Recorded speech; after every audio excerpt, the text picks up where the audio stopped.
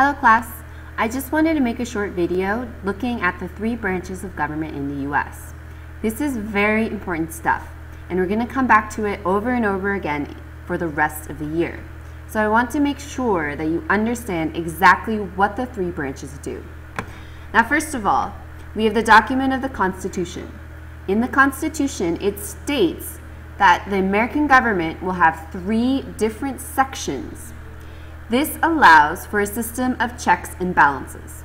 What that means is that in America, there will never be allowed to have a dictator or a tyrant or a king to come in and take over all the power, because every branch in US government has some power to stop that from happening.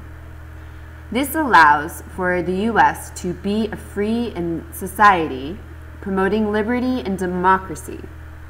Now, I want you to be sure that this is the first fully democratic government to happen in the world. They are founding their government on the ideals of enlightenment. So this is a very new thing in history. And US struggles to try and decide how they're going to do this. This is what we look at in chapter 5.1 to 5.3. Now to be clear, the 3 governments in this picture, we have legislative. This is the house that makes laws in the government. We have executive. That is where the president is and the vice president. We also would have the secretary treasurer and the secretary of war. The third one is the judicial branch. This is where the laws are being enforced. So, legislative, laws being made, executive, president, judicial, laws are enforced. Now, it gets a little bit more complicated with looking at legislation. Now, the legislation has 2 houses. There's the House of Senate and the House of Representatives. Now, remember, we discussed that the southern states, the states that had a smaller population, they only wanted 1 house. They only wanted the House of Senate. But there was a compromise made, and the compromise between southern and northern states, or states with larger population and smaller population, is to make 2 houses.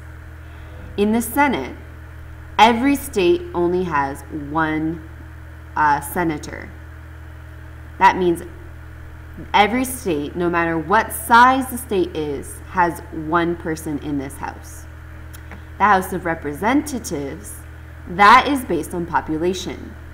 So, for example, the state of New York, which has a larger population, they will have more representatives than the state of Delaware, which is a smaller place, which is a smaller state, okay?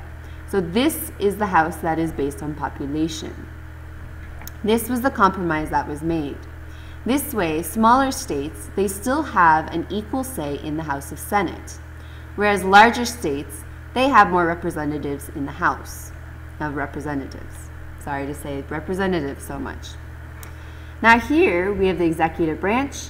Of course, the president, if we were to look at today, it'd be Obama. If we were to look at it in what we're studying this week, it is George Washington. Now, George Washington's vice president at the time is John Adams.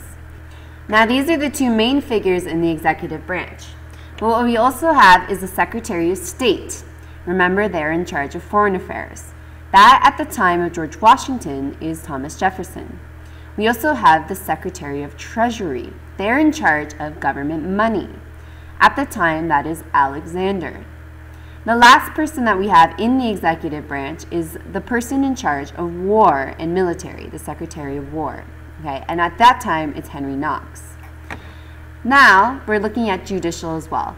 Judicial, remember in my other lecture, it's made up of the Supreme Court is the final say of any court case in the U.S. Now, not every court case goes to the Supreme Court.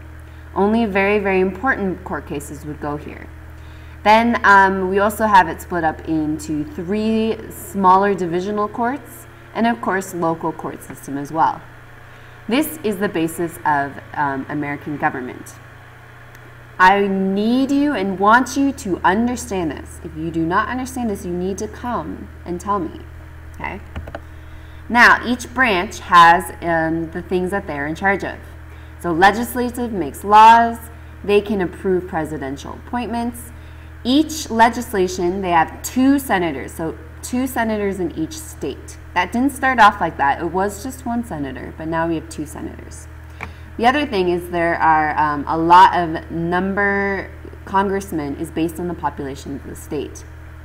Executive, they sign the laws. They can veto laws. That means they can say they don't want the law to go through. They can pardon people. That means they can forgive someone. They can actually take someone out of jail if they would like to.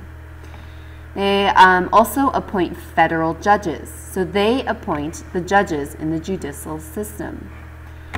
They are elected every 4 years. So as we see, the president only gets to be president for 4 to 8 years, depending on if they get reelected. Again, judicial systems. They decide if laws are constitutional. That means if they they adhere to the Bill of Rights, those 10 sort of laws of people. They are also appointed by the president. So the executive branch appoints the people in the judicial branch. There are 9 justices. That means 9 judges in the Supreme Court. And they are the final enforcer or ruler over any other case in the U.S. if it comes to them. Again, these are important things to note. These are definitely going to be on your exam and definitely something you will be quizzed on. Hopefully this helps. Bye.